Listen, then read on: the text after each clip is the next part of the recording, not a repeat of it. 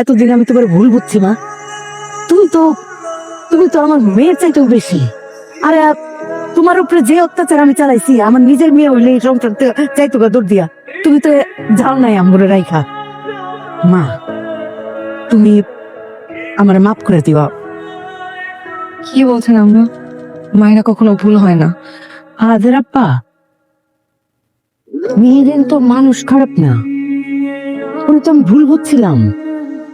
আরে ও একটা মিথ্যা কথা বলছিল যে ওর বাবা নাই।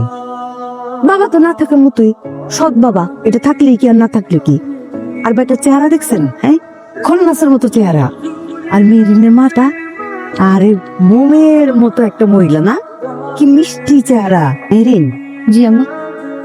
শোনো, আমার তো দুইটা ছেলে, বুঝছো? এই সংসারে কোনো মেয়ে নাই।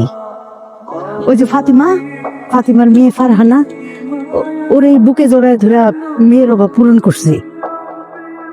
কিন্তু এই যে এত বড় একটা সংসার চালাই, তো যে মায়েরা নাকি অনেক বড় সংসার চালায়, সেই মায়েরা সবার কাছে ভিলেন থাকে।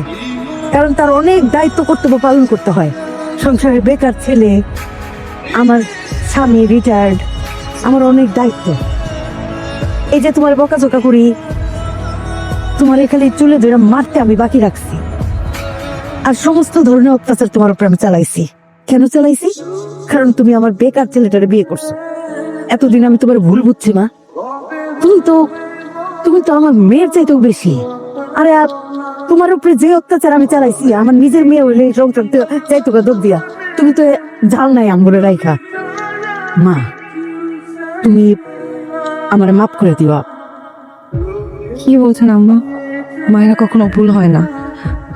আপনার জায়গায় যদি আমি থাকতাম, আমিও হয়তো বা এটাই করতাম আম্মা। আমার হয়তো কোনো অসুবিধা নেই, আমি কোনো কিছুতে কখনো কষ্ট পাই না আম্মা। তুমি কষ্ট পাও নাই? কোনোদিন না আম্মা। তুমি কষ্ট পাও নাই? আরে আমি